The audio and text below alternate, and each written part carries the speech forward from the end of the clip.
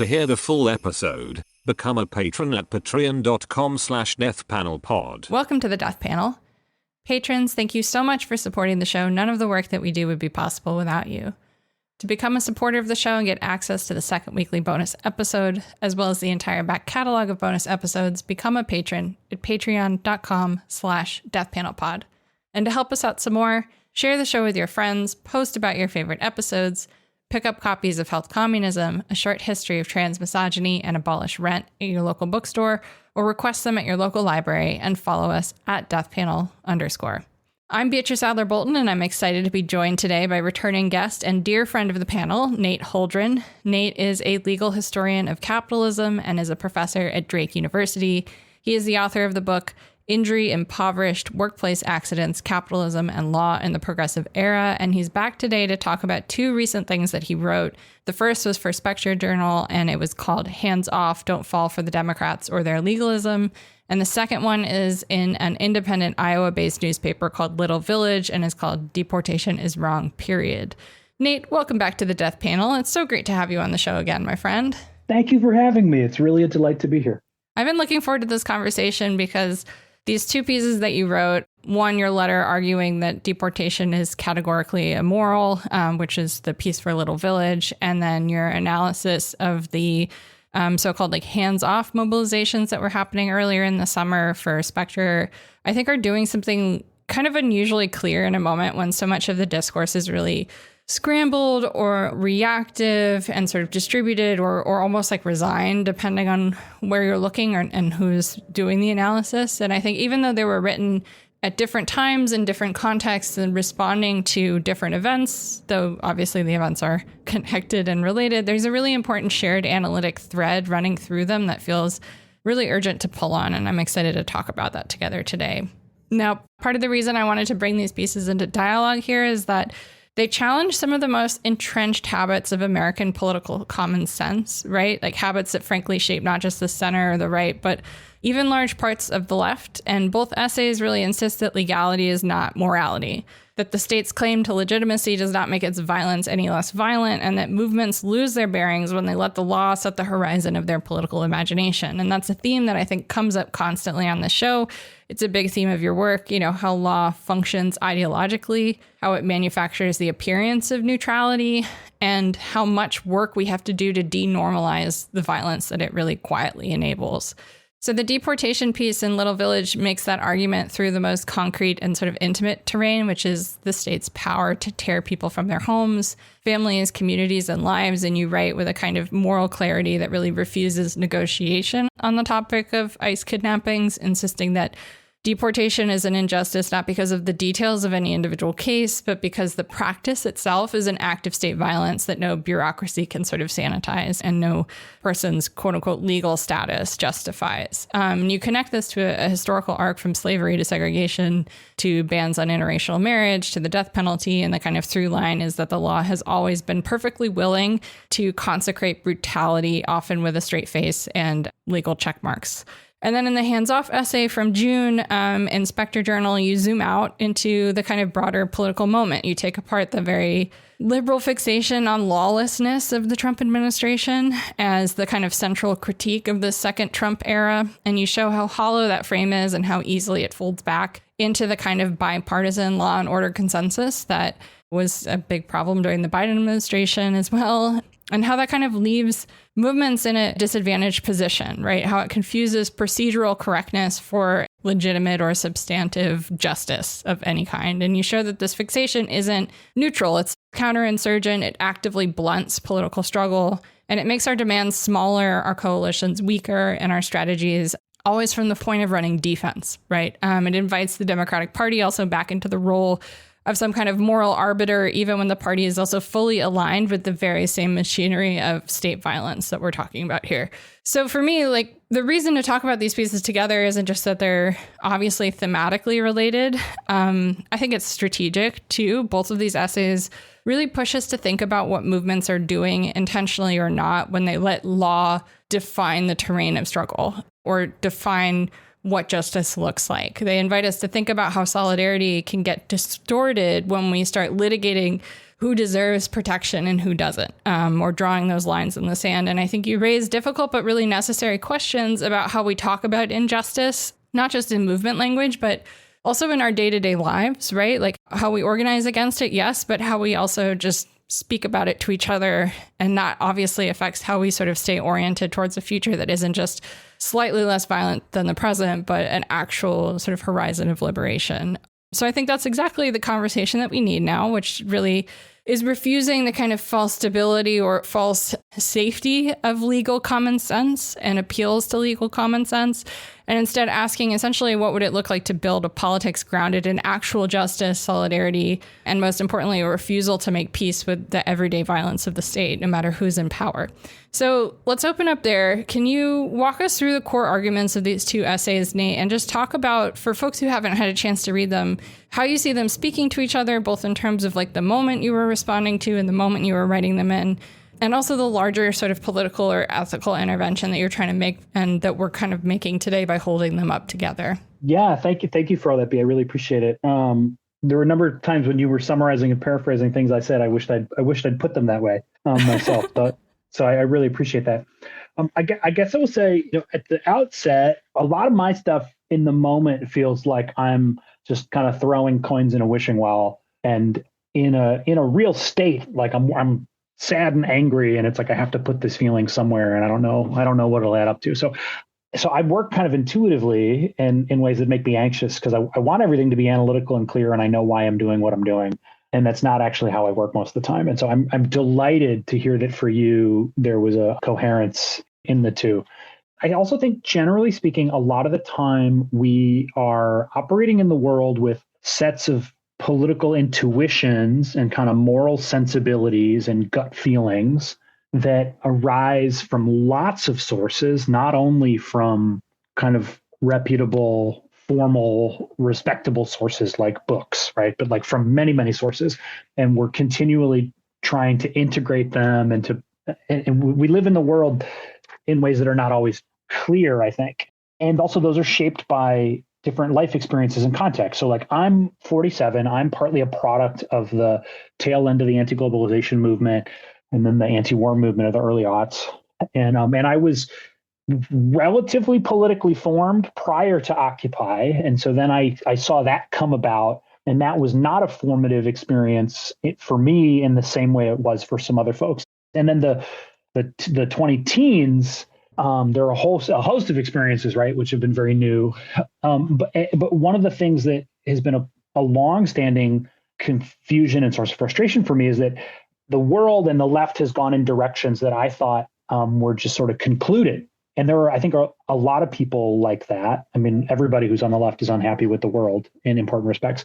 But both of these pieces were partly me trying to make sense of, there are people who have sensibilities that come from a good place. People want the world to be better, but their vision of that, their political imagination, I like how you put that, the horizon of their political imagination is very, very different. And so that's one, and just trying to articulate that and say, look, the faith that people have in the law is gonna break their hearts eventually, and also a lot of people are gonna get hurt really badly in the meantime if there's not more effective political strategies devised.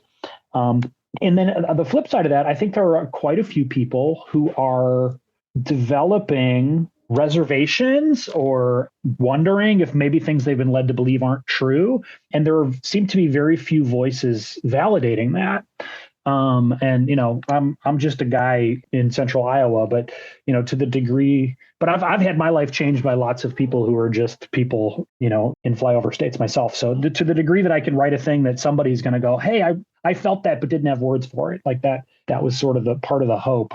And so with the Spectre piece in particular, I was seeing, and still am seeing, lots of people going, this thing's happening and it's illegal, as if that's the objection. Mm-hmm. or as if that's consequential. Because like the implication is, like, for some of the time anyways, like if we can just get the right institutional actors to notice the illegality, then they'll rein in the Trump administration. And like, that's a really understandable political imagination, but it's just false. And I have a friend who I like very, very much personally, and I like his work a lot, named Rob Knox. And he's written a couple things about I cite them in the piece about the anti-war movement in the UK and about opposition to the Tories in the late 2010s in the UK. And he makes this point of like that sensibility of like leaning on the law just didn't work. And even more so, perniciously, it felt for a little while like it was working when it wasn't. And that sort of locked people into that strategy. And so I had this inchoate sense of being out of step with a lot of the left, a lot of dominant left political sensibility, the sense that there are actually quite a few of us who feel that way, but we're disorganized and we're sort of less than the sum of our parts. And that sense of being out of step is really painful if you think you're the only one, especially. And so I wanted to write this piece to say, hey, here's another perspective. The law is in fact not on our side. The fact that it's illegal is irrelevant. So I'm, just as an example, personally, I'm from a mixed race family, and for a long time, mixed race marriages were illegal. I don't give a shit. Like that's so much the worse for the law. Like the law can't be the arbiter of our moral sensibilities or what we do or don't want politically, because that's whether it's legal or not is a strategic consideration at most, not something that shapes whether we think it's right or not. And there are quite a few people who seem to be using illegality to mean that's objectionable, or bad. Yeah. Yeah. Which is like, one, not a very powerful objection, in fact. And two, as I tried to say in the piece, actually kind of a dangerous objection, because lots of really important things are illegal. And like, that's the state denying people those important things. And so if we're going to denounce the Trump administration for illegality, well, there aren't a lot of legal actors who are going to actually rein in the Trump administration, certainly not to the degree that we would want them to.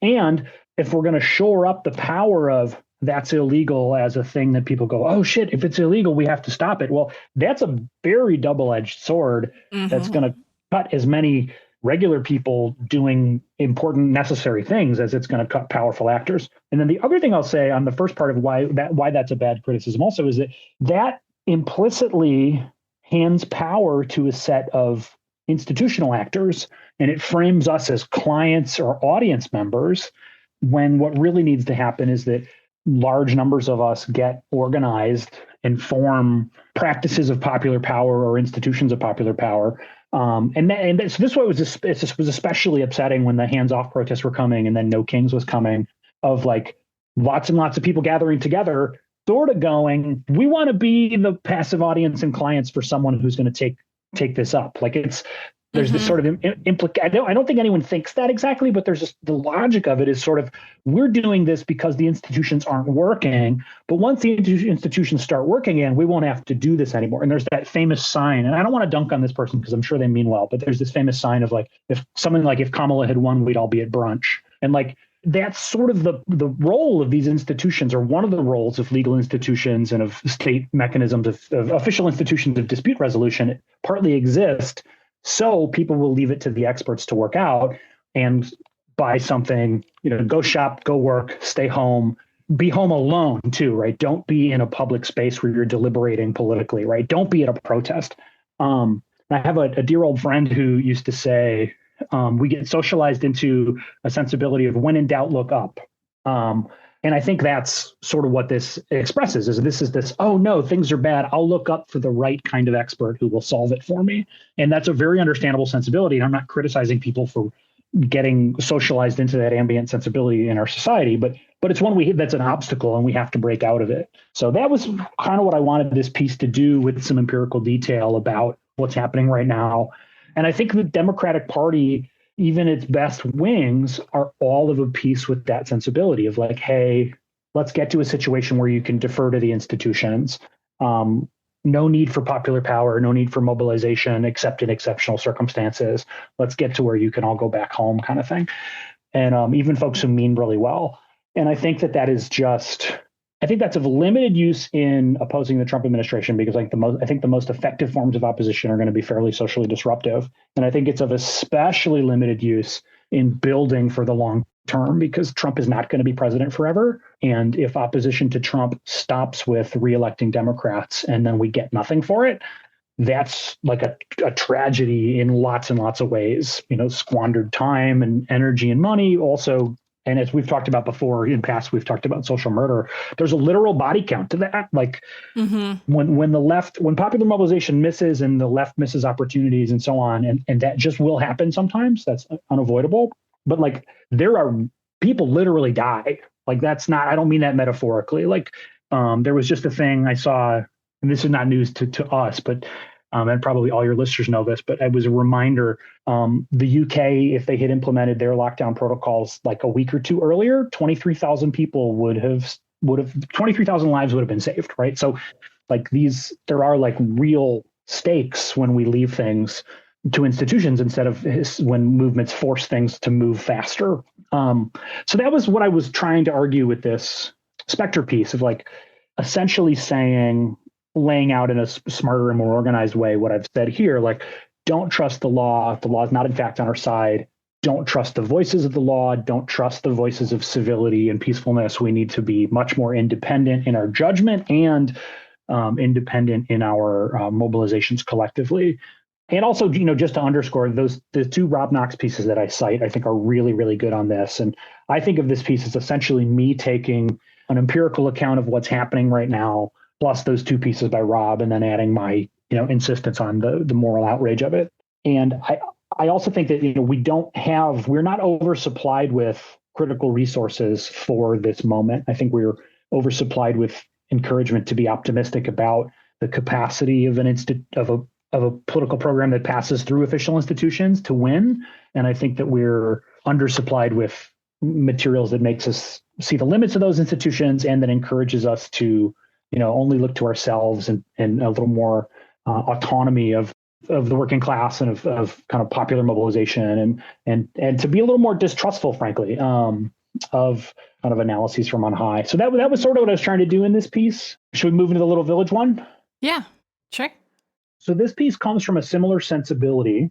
Spectre, that I wrote the hands-off piece for, is a Marxist journal. Mm-hmm. And so the people who read it generally know what they're in for to some degree. So there's sort of an issues of audience and what I can and can't assume. Little Village is an arts paper that's a free monthly. I live, as I said, I live in central Iowa. I've been here about 10 years. I'm a lifelong Midwesterner. I have grown to love Iowa. I moved here for work, but now I'm really into it. And Little Village is, I would call it, fiercely loyal to the Iowa arts. And it's not primarily officially high status arts, but much more popular arts. So like bands and, community theater and like local kinds of stuff that doesn't get much respect. And they are very, very loyal to that. And I love that. And, as we all know, that stuff is not commercially viable, generally speaking, which means people are doing that because they have a set of values that are not fully subordinated to a mindset of everything has to be commercially viable. So there's a lot of counterculture stuff that moves in those circles. And so it's not an accident that Little Village is very politically progressive in its editorial line and in the kinds of things it runs. It's run a number of really good stories criticizing the Iowa Republicans who control all three branches of government here. And I've written a couple different letters to the editor to them in the past too, partly just as a way to put some of the outrage, and also we're not oversupplied with critical voices in Iowa saying, "Hey, fellow Iowans, you're right about this." So what the immediate precipitating event was that the superintendent of Iowa schools was arrested by, I don't know if it's ICE or Border Patrol, but I'll just say ICE. He was arrested by border cops, and the allegation is that there's some irregularity in his status and maybe he didn't do the paperwork correctly or whatever. And he's a respected figure. I mean, I'm not generally someone who's like, hey, school principals, superintendents of school districts, they're the good guys. Like, I was a punk as a kid. And like, if anything, I'm like, they're management. But like, he's like a pillar of respectable Iowa, and he gets taken into custody. And so that was really shocking. And Des Moines is a fairly progressive place, certainly for Iowa. The dominant political culture of the state, certainly the people in charge, is very right wing. Des Moines is not really like that. There are pockets of much further left sensibility in Des Moines. And so I was seeing lots of people responding to this, being shocked, being very upset on his behalf. And this is also in the context of what ICE is doing around the country. But I was noticing official voices saying things like, oh, we really need to get to the bottom of his immigration status. And in the context I just described, where the state is fairly right, the dominant culture of the state is fairly right wing, and we're in this pocket that sees itself as out of step with that. Those kinds of official voices were the same kinds of voices I was criticizing in the hands-off piece, though I honestly didn't really think of it that way at the time that I wrote it. Those official voices have extra power because they're like, oh, there's some of the good politicians, they're on our side. And in a situation where it feels like everybody in power is a monster, a handful of officially recognized voices saying the right thing, that can feel really good and really validating, and perniciously so. Like that's why we've all seen movies and TV shows where police do the good cop, bad cop routine. The reason the good cop works is because people in that situation are desperate for any kind of humane treatment and any kind of recognition and validation. And that is how I think these progressive voices that are going, oh, wow, I shouldn't deport him unless he deserves it, right? Like that's the good cop routine. And I was seeing stuff on social media by people who clearly meant well, clearly had their hearts in the right place, and whose, I think, first impulses were in line with, I think where you and I are on this, but they were like confused by the messages of these other people they respect. And they're like, yeah, well, I guess we should figure out what his status is. And so I wanted my piece to just be like, fuck all that.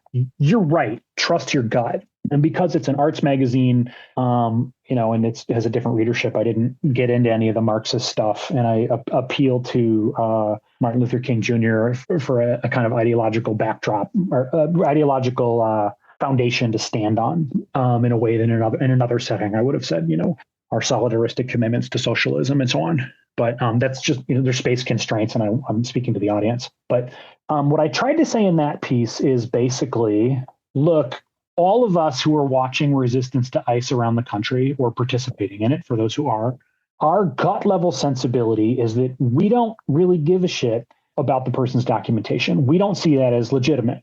These are cops harming our friends, our neighbors, our family, and they shouldn't be allowed to do that. And since they are being allowed to do that, some of us are going to try to stop them. And that is the correct position and a smart position. And people who think that way should trust their gut and go with that. And people who say things like, oh, well, let's make sure the documents are in order. Hey, let's get to the bottom of this. Hey, let's have the lawyer look into it. That is a step back, a step to the right, a step down. That's worse than the sensibility that people are displaying in all those mobilizations and in our opposition. And so I wanted to sort of try to draw that dividing line. And again, to just say, trust your gut. And, I draw the parallel to capital punishment, and I don't argue the case. Like if someone is pro capital punishment, then the piece isn't going to move them, and they're just not my audience. Those of us who are opposed to capital punishment, in my view, and I think in the view of a lot of us, deportation is like capital punishment. We're just against it, period. And so I tried to say that really directly. And I also got into the 1850s and opposition to slavery. And some of this is that I'm a historian, and it's just an occupational hazard of being a historian that you think the past is immediately relevant in that way. I do think that, though, and I think the 1850s particularly are a clarifying decade. And I think that it's very clarifying to think in the present with, because if you take claims made about what to do about Trump and his actions in response to Gaza or his actions in response to deportation, and you transpose that into the 1850s, it's very, very clarifying, because pretty much all of us in the United States in 2025 have a clear sense that slavery was wrong and it needed to be gotten rid of as fast as possible, even if there were really high consequences in terms of social disruption for that. And that's, in my view, that's a very widespread moral sensibility. People who don't have that moral sensibility, I'm just not in dialogue with them. I don't care to speak to them. And so for those of us who think that way, and I will also say that the fact, what I just said, I'm right about that. I can't prove it. I don't have numbers or whatever, but I'm right about that. The fact that that is the case is itself wildly improbable from the perspective of someone in 1850. Like if you got into a time machine and said, hey, abolitionists, direct action focused abolitionists, in 175 years, your view will be the baseline view of the majority of Americans. They'd be like, that seems unlikely, but God works in mysterious ways. And so I think that's also really important for us in the present to know, is that those of us who are sidelined voices, voices of subordinated views, voices of views that are very radical and sometimes get laughed out of rooms, we should be aware that all of the important moral progress and social progress that happens in the history of the world are stories of what were treated as wingnut views eventually becoming the majority consensus over long processes of struggle. To hear the full episode, become a patron at patreon.com/deathpanelpod. You'll get access to this and the rest of our catalog of patron-only episodes, and be the first to get a new patron episode every Monday when it drops. With love, the Death Panel.